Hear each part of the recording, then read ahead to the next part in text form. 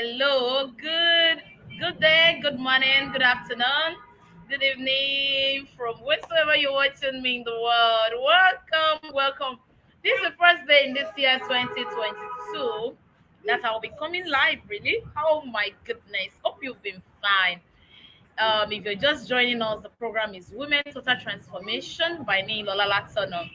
And if you are not a first timer, I say welcome. And there is a cliche that says that anytime you wake up is your morning. So I want to say good morning and happy new year to you all. How you doing? Trust you've been fine, you've been good. Okay, so welcome once again. And today's topic is overcoming bitterness.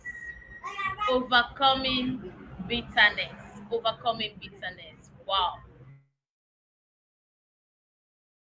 Into today's topic, I would like to I would like to go on a short break and I'll be right back.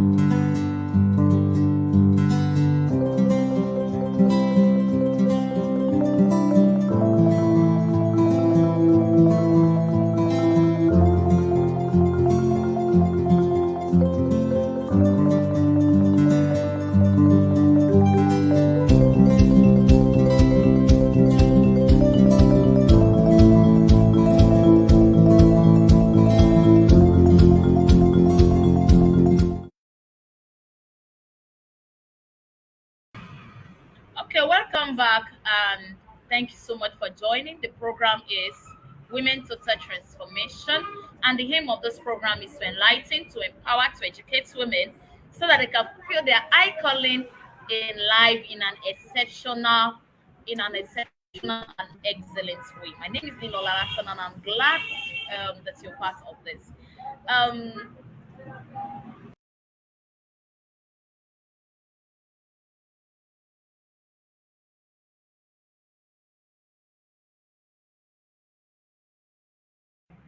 okay, so what is bitterness? A lot of people. I've seen a lot of people exude bitterness in their day-to-day activities. I've seen a lot of bitterness reported issues. I've been in conversation where people you're in conversation with them and you'd notice an atom of bitterness in their speech. What is bitterness? Bitterness is something that is so common in a place where there is no love, where there is no acceptance, and when there is no celebration, so to say, when you can't accept or just love people unconditionally, or accept people for who they are, or just celebrate people's journey or their individuality and personality. Bitterness is meant to spring forth in such situation. Bitterness is a fruit that is born out of the roots of, when you have a wrong inadequacy about your life, your identity, and your journey. Let me explain this to you explicitly. When you have a kind of wrong inadequacy, you have a kind of vacuum in your life, because all of us do have it. You have this kind of vacuum in your life, and it's just like a cross. It's just like a thorn in your flesh, and you've really worked hard, or you're working hard towards getting that vacuum filled, and you see somebody exuding or exhibiting such vacuum with so much strength and excellence. If you have not worked on yourself, on your emotions, on your personality, something might spring up from you, and it starts from jealousy, it graduates to envy, then it leads to bitterness. And depending on your level of personality maturity, this things can graduate in a split of seconds. It can start from empathy. So it, I mean, what do I mean? It can start from jealousy to empathy, from jealousy to envy, and to bitterness in a split of second. I mean, and for some people, it graduates gradually. It comes gradually. The first one get jealous of the person and say, "What's she doing? What's it doing? What's that? She's not even doing it well. It's not even good. There's a way she should have done it." Then before you know it, it leads to envy. That you begin to resent the people doing it. Then before you know it, you are just bitter against that person, and your reaction begins to justify or begins to show that you don't like that person. Meanwhile, looking at the roots of the situation, it's not a person you don't like. It is the wrong inadequacy in your life that the person is exuding in strength, that you are misinterpreting and is getting a negative hold on you. Bitterness, you see, life is not perfect, and you can't have nobody has it all. And what you see in another person's as a strength or a weakness, or what you see in yourself as a weakness, cannot be another person's strength. Know this, no peace. Know this, no peace. And when you notice, see, because we are all human, when you notice that this thing spring forth in you and it's affecting your action, your reaction, your decision, the best you can do is to do a self-evaluation. Excuse me. Do a self-evaluation of yourself. Do a self-evaluation of your journey. Do a self-evaluation of your identity. When you do this, it helps you in tackling the roots or the seed of bitterness from germinating. You get it? Yes, you should get it. Because I don't want you to forget about this. I don't want you to forget about this. There are a lot of ways you can overcome bitterness, but I want us, I've defined the bitterness to us. It is a fruit. It's a fruit in itself. The roots start from that feeling of inadequacy. For instance, you like to be you like to become a chartered accountant by 30, and you see someone is already a chartered accountant by 23, and you're like, oh, how did she do it? Wow.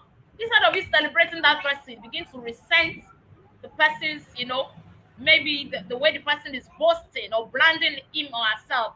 Well, she's even so proud. What's it? What did she do? You won't even realize, if you are not careful, you won't realize that that thing you wanted from that person was what is becoming a business in you. Please, let's go for a very short break, and I'll be right back.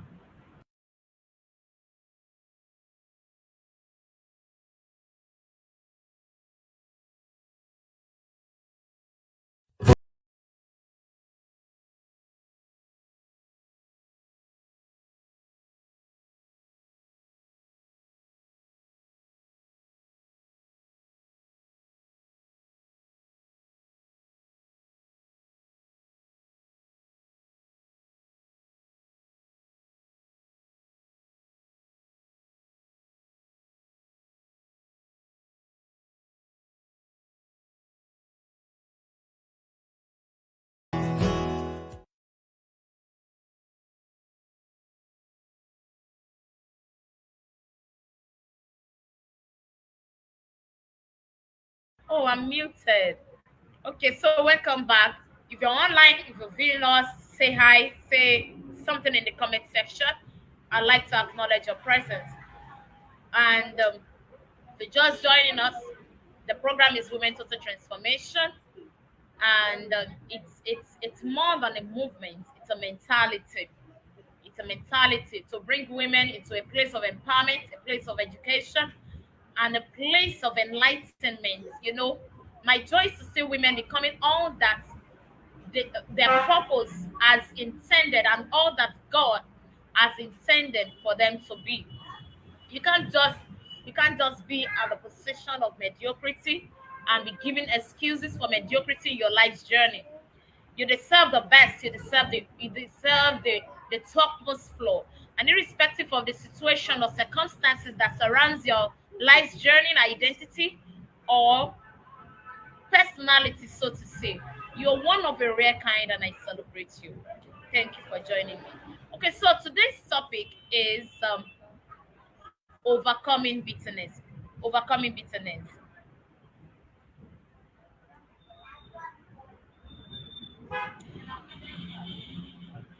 Okay, so as I said earlier, bitterness is a fruit that comes from that spring forth from the roots of having a wrong inadequacy about your life, about your identity, and about your journey in life. If you see anybody, you can't just. I've not seen people being bitter against animals. We get bitter against ourselves, and it's a wrong form of identity, so to say. It's something that can consume you before you realize it. And it is a bad seed into the future of your life. And if you don't reap it, some people, their life is so fertile that they will sow a seed of bitterness into their lives, and the root goes down. And when it goes down, the time the fruit will be springing forth with bountiful harvest is maybe in the third generation. And that's not a good thing. Imagine, I used to, there's one thing I say in my day-to-day speech, that some of the things that are inadequate in my life, so to say, personally, that I know that I've done a self-evaluation of, and it's really not I couldn't see a place where I could take responsibility for. Some of them I don't even know. Maybe they are done by my progenitors, my forefathers, or my great grandfathers. You understand? So there are some things that are seed, and if you don't like, don't want your generation to harvest something that is not good, please and please do a self appraisal on whatsoever is not good in your life.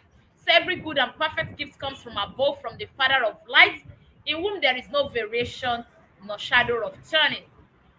There is something about uniqueness of personality and individual, because people are doing something greatly and excellently, something you so much admire, does not mean that you should let the fruit you should let the fruit of or you should let the fruit of bitterness spring forth from you. You should see, you should celebrate them, and when you notice that seed is about to get planted in you, the best you can do is to run off it by coming to terms that, oh wow, this is what I would really love to do, and I celebrate this person. You can even talk to yourself, self affirm yourself, say positive things about yourself, and celebrate that person. And one thing I noticed that can bring about bitterness in people is that perhaps you've been studying in line with something that somebody is doing, and you get to see that person doing it well. These things are deep. Instead of you to say, oh, and rubbish that person's thing, because the truth of the matter is, it's something you are investing in, it's something you are interested in. So if you resent that person, if you dislike that person, sooner or later, that thing you resented in that person will see you doing it. And at the end of the day, would would know that you actually did not resent the person, you actually do not resent what the person is doing. You actually resented that person. Because what bitterness does to you is that it doesn't let you attack the non-living process or non-living thing. The action shows on the living person that is carrying out that processes or that assignment or that purpose. For instance, like I said earlier, so perhaps you want to become an author, or you want to become a chartered accountant, or you want to become a branding coach of sorts in a particular specialty, and you've been investing one way or the other in that thing, and suddenly you see somebody doing exceptionally in it, and because you've not worked on your personality adequately, you have this kind of negativity about that person, and before you know it, because like attracts likes, you begin to attract people that really do not like that person, and you find yourself in midst of gist that is backbiting or badmouthing that person. Before you know it, you begin to resent the personality of that person, instead of, it's not the person you don't like, but the effect of not liking what the person is doing shows in your relationship with the person. And it will not it will, it would be a heartbreaking situation, or heartbreaking event. So now see you eventually doing that thing you've negated that person doing. I've had this topic in me since last year, because I know that one of the ways the devil attack humanity is through bitterness. It does not only happen online, it happens off ground. It happens amidst friends, families, co-workers. It happens in the church. It happens everywhere. It happens in a place, anywhere where there are human, anywhere where there are human. And if you notice all these things, like I said, the first step, the first step you need to do.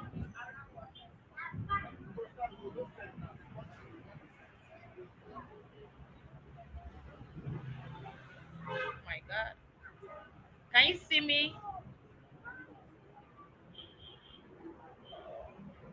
Okay. So the first thing you need to do in that situation is to self-evaluate yourself. Self-evaluate yourself. What do I mean by self-evaluating yourself? You look at the situation. Okay, why am I doing this? Why is this thing happening to me? Minutes. Okay, so you self-evaluate yourself. Why is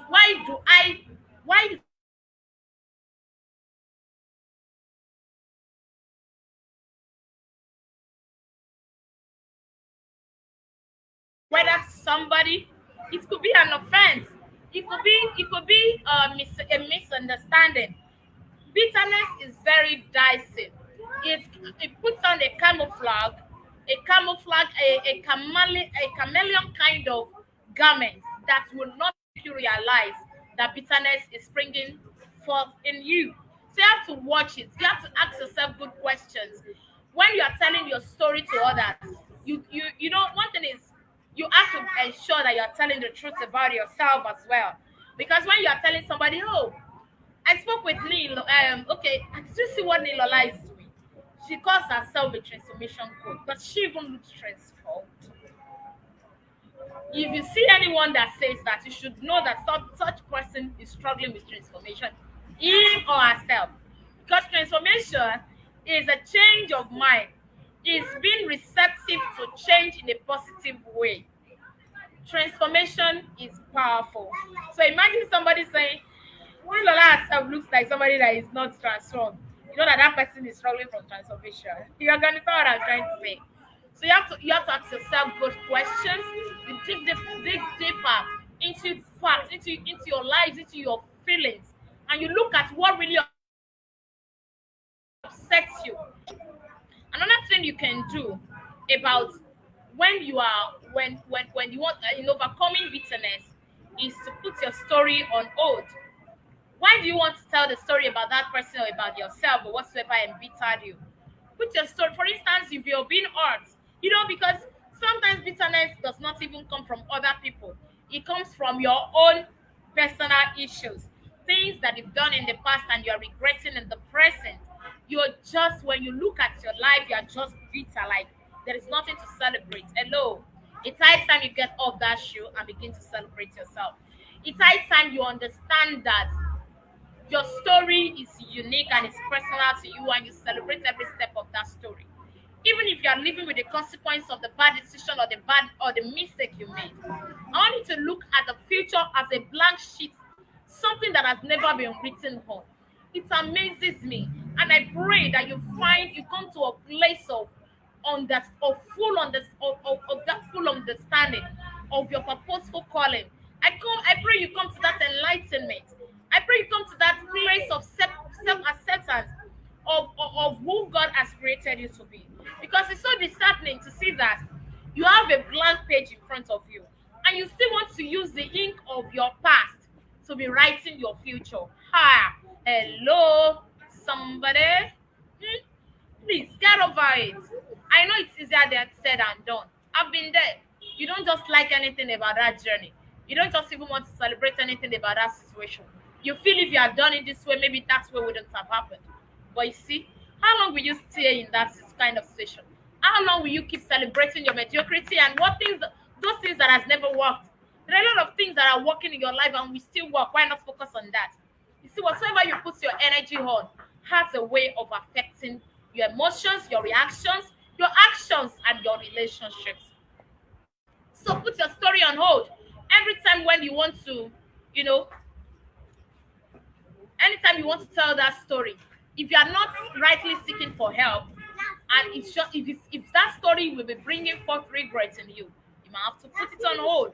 The scripture says that a dry bone, a bitter heart dries the bone. Mm? A bitter heart, it dries the bone. When your heart is bitter, your bone dries up. It dries up. It may not even be your physical bones to so to say. It can be your emotional bones. It can be your mental bones. It can be your psychological bones. That is why somebody will be looking healthy and they have unnecessary seizures or headache or migraine because they have stretched their mental energy to a place of unhealthiness. You understand? They stretched it, which is not so good for you. I want to stop here, and next week we'll continue on how to I will continue on steps to overcome bitterness. Or we should go on. We should go on. Is anyone in the comment section? If you're just joining, it is Women Total Transformation. And if you're online, please like, comment, share. I would like to acknowledge you. So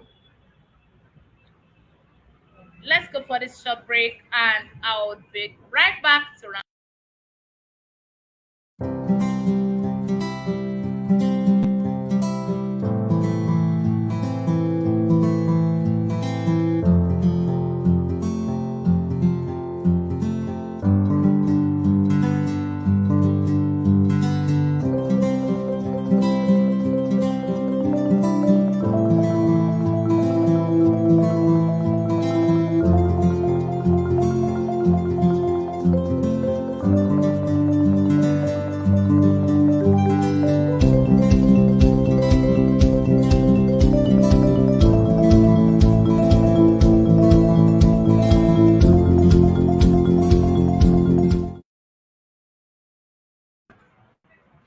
You're welcome back.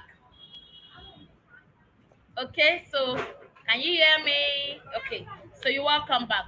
I would like to round up with the scriptures, and I would like you to um, read them and understand them and meditate on them, and because it makes you who's next week we'll still talk on steps, other steps you need to take personally. Another third step, I mentioned the first one is to do a self-evaluation of yourself. It's always good when you do self-evaluation of whatsoever is causing bitterness to spring forth in you, either towards yourself or towards somebody or towards life or towards God. Yes, people can be bitter against God. You can be People can be bitter against God. Yes, when you are so expectant of something for so long and it looks like that thing is not coming forth, you can just have this kind of attitude towards God, like God, is it really existing? Does it really like me? Does it really care about me? God just cares about you, and He has every details of what you're going through in the palm in His sight. He's looking at it. Okay, so in the book of Job, chapter 7, verse 11 said, therefore, I will not keep silent. I will speak out in the anguish of my spirit. I will complain in the bitterness of my soul. It was talking about Job.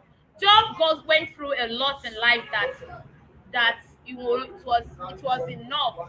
He resented life, he resented humanity, and he almost resented God. So, but one thing he did not do was that he did not keep silent. So, number one, you don't keep silent. If you're not keeping silent, maybe consulting for professional help, spiritual help. And when I mean spiritual help, I do not mean activities that negate the essence of God's essence. Not those things that they would things that are I don't know. You know what I mean, Sha? Those things that can disrupt your spiritual journey, like things, activities that are not godly, that are very close to diabolical, diabolism. So don't do that. But when you seek spiritual help, you can need to talk to your pastor, to your leader in church, or join a believing church if your journey or the situations of life have drawn you back from God and you do not have anywhere you're committed, either in a ministry.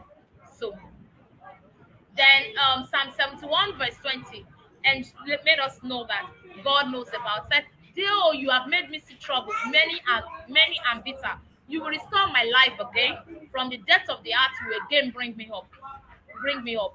That is God's plan for you. In the book of Isaiah, I said, "I know the thought that I have towards you, thoughts of peace and not of evil, to give you a future and hope." Everybody has difficult seasons that make them feel bitter. I will not lie to you. But God promises to give us restoration. He wants us to place our opening so that we can overcome our bitterness. He doesn't want us to stay stuck in our troubles, but to move forward in His guidance. In the book of Lamentations 3:19 to 23, it said, "I remember my affliction and my wandering, the bitterness and the gall. I will remember them, and my soul is downcast within me. Yes, this I call to mind, and therefore I have hope." What did it call to mind? It said, "Because of the Lord's great love, we are not consumed, for His compassions never fail. They are new every morning. Great is your faithfulness." You might want to read that and meditate on that over and over again. Lamentations 3, verse 19 to 27. It is through the Lord's mercies that we are not consumed. You would have been gone. You wouldn't have had any opportunity to listen to this. It is through the Lord's mercies that we are not consumed. So, and His mercies are new every morning. His mercies are new every morning. Great is His faithfulness. So when you know that the mercies of God are new every morning, He puts you at a very good perspective about how to handle and how to overcome bitterness. We'll continue with more scriptural verses and more steps that you can personally take as an individual to overcome bitterness. My name is Linda Lalatono, popularly called Prestani, and today the topic is overcoming bitterness. And I'm glad that you are with me on this episode. Next week we'll continue on this. Until then, have a wonderful day and stay blessed. God bless you. Bye. And thanks for watching. Thanks for watching. Bye.